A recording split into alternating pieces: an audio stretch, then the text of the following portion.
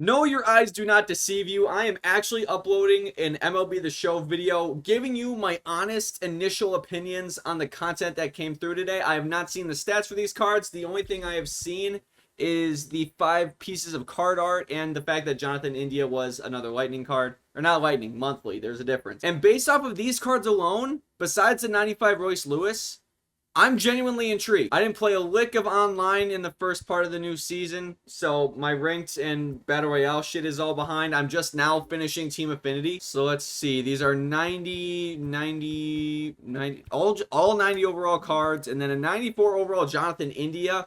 Hitting wise, the contact and power differentials and the 112 clutch, I'm actually okay with for it being a 94. 94 stealing as well, which is actually kind of underrated. So that I'm kind of okay with. No new conquests or anything came out today. Any showdowns? No. Let's go to season collections. It said we got that Nolan Arenado added. Maxed out power and contact versus lefties. Shit against righties. A 97? I don't know if this is a 97. I don't know if this is 97 worthy. Let me know in the comment section what you guys think. I understand he's probably up there in a 97 because of his defense, his clutch, and his power and contact against lefties. But honestly, with his speed and the combined hitting stats, I am not calling this a 97. I feel like this card is an L. Granted, it is a collection one. Also, what the fuck is up with the fact that like tops, or most of the tops now, and like the Team Affinity cards, they're not part of the Season 2 collection. Like, am I just crazy, or what the fuck is up with that? Because if we went back to Season 1, the Team Affinity cards were part of it too, weren't they? Wait, am I stupid? There's another page! Never mind, disregard what I said. I didn't realize there were pages. That's something new that they did. So I'm not used to seeing it. I retract my statement. Going over the Season 2, 95 Royce Lewis.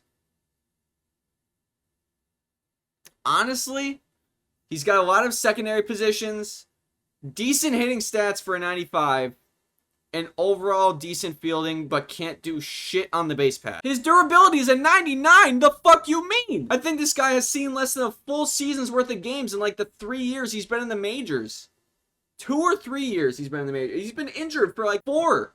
Ever since he was in the minors, I think. Because didn't he tear his ACL like right when he came up? And I want to say that was in 2022. And then I saw a ton of people saying in the comments that like he got injured this past month. Bro is allergic to the baseball field. Any new cards that came out today? Oh, we got a 95 Joey Gallo. Oh, we got a free 4th of July pack that doesn't really do much. MLB All-Star Game pack. We don't have a program though. So we have Willie Castro, 94 overall in the pack. By the way, this is a $30,000 stub pack. I'm not buying this, but I'm curious to see the cards. Good against lefties. It's got the Nolan Arenado treatment, but he can actually run. Christopher Sanchez, I saw he was doing really good the other day.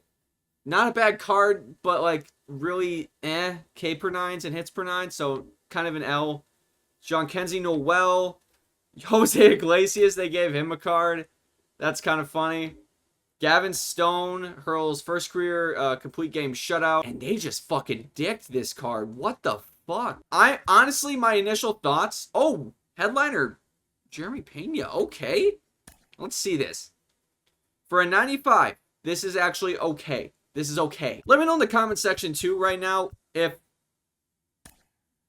I keep about to say something. Why are the 95s...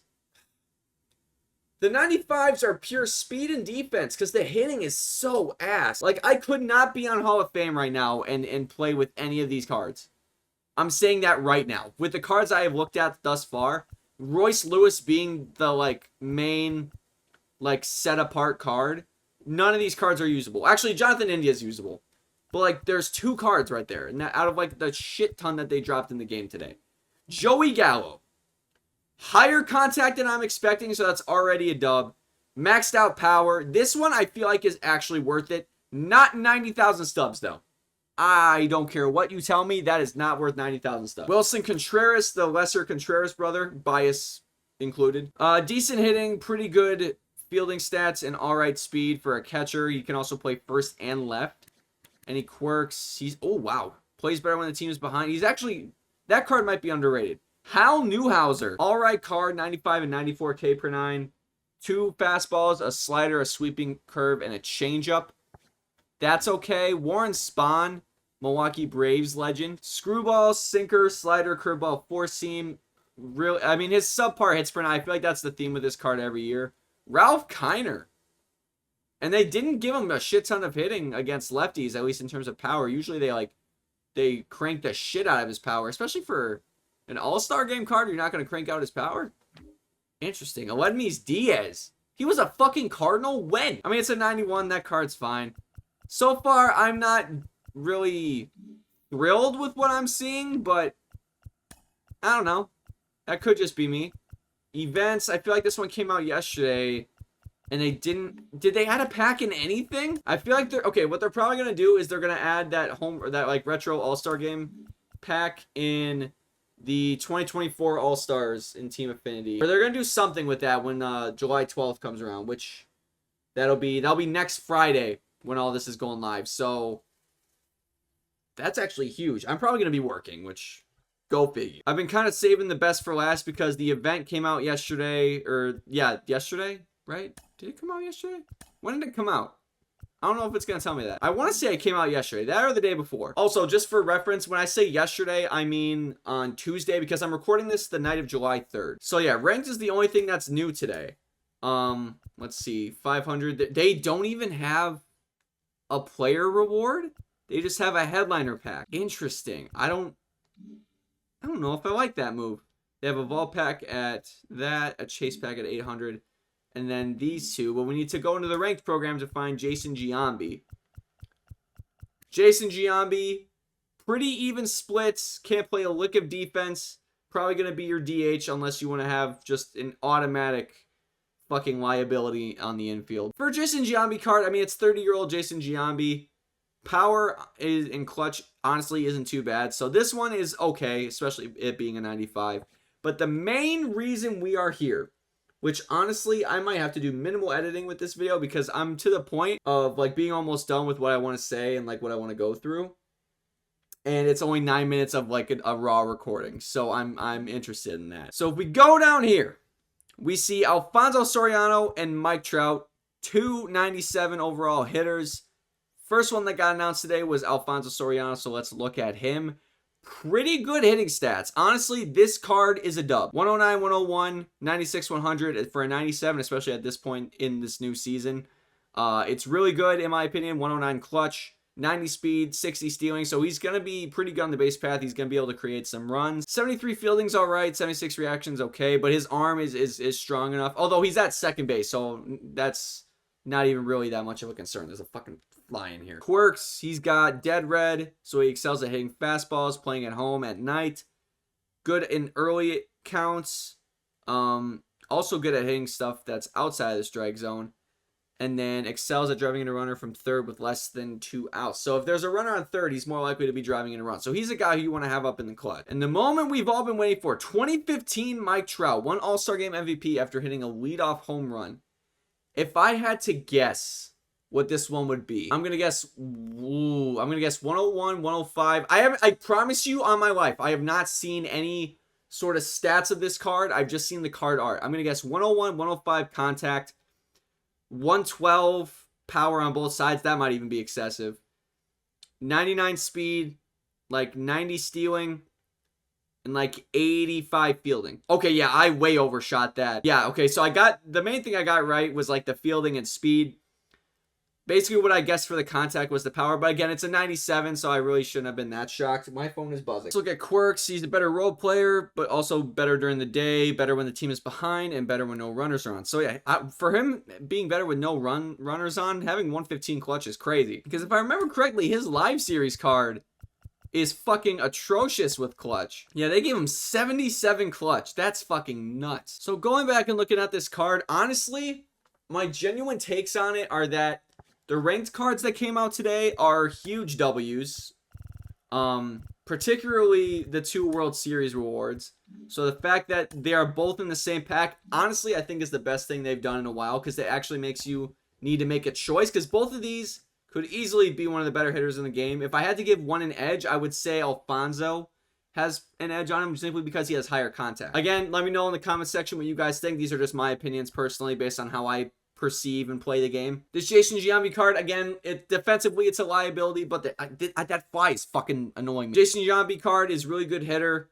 The contact is fine. Once you get on higher difficulties, you might run into a few problems, but that's with a lot of cards right now because a lot of them don't have super high contact. But otherwise, I'm kind of let down. Like, granted, it wasn't a huge content drop today, so like I shouldn't have expected too much, but the tops now being a 90 overall and all those cards just being so low, and then Jonathan India being a 94, that card's all right, but I'm not going to go out of my way to use that card. Royce Lewis is all right as well. He's got a lot of utility possibilities with him, but he's fine. I think the main problem is that they reset the seasons and shit and started giving us lower cards again. But we already know what 99s are going to look like this year because we got them last season. So now we are like, whether we want to initially or not, we are like automatically comparing them to the previous 99s that we got. So when we get these cards, the excitement is nowhere near where it should be. And I genuinely think this is the second year they've done sets and seasons. If they do sets and seasons next year, it is going to be an immediate failure because they tried it last year. It didn't work. They said they made changes to it this year, and this model still isn't working. I think sets and seasons just needs to be one of those things that didn't work out. That's not to say they can't still produce good content coming up, but I don't think it's going to be as good as years past. Like MLB Show 20, 21, maybe even a little bit of 22. Those were like the glory days of like when content was amazing, like consistently amazing. They were pumping out new legends. The recycled cards weren't as much of a problem. Recycled card arts weren't as much of a problem. The content, like the events, were like genuinely exciting. There was reasons to play the game. And honestly, until like the last week, I spent like 2 weeks not wanting to play this game at all. That's why I've been doing Call of Duty videos. So I don't know. I'm curious to see what your guys' take on all this content is. I just wanted to give you guys an MLB The Show video because I haven't done that in a while, and I've noticed that the viewership has been down a little bit because most of you who have joined recently were MLB The Show viewers. And that's not to say I'm not going to do any more MLB The Show content at all. I'm definitely going to try and spice things up. Maybe not necessarily Diamond Dynasty. If you guys have any ideas or requests for what I do with MLB The Show content, let me know in the comment section because I want to make content that you guys want to see. But Diamond Dynasty content is honestly going to be hard to really make exciting content behind simply because there's not much for me that I want to do unless it's just like grind videos. But even then, there's not much that I genuinely want to grind. And that could just be a me thing. That could just be me personally. I could be in the minority. But I genuinely feel, based on the feedback I've heard people talk about on Twitter, on Instagram, on just in general, on YouTube even, it's not exciting anymore. It's really hard to get excited for this game, especially when the content is recycled, when we're getting the same cards that we got last season, just at lower overalls. It's like, well, I already got a better version of this card that I unlocked and can't use anymore. Like, I think we got a 99 Prince Fielder, who's my like favorite player of all time, with like 1 month or less in the season before it reset. Now, and it took me 2 weeks to get because it was in the ranked program. That's just one of those things that like I want to use as an example where it's like, that's part of the main reason I'm having a really hard time wanting to grind this game, because there's just not enough in the game right now in this new season for me to want to play it. But those are my thoughts on today's content drop and how the content has been this year in general.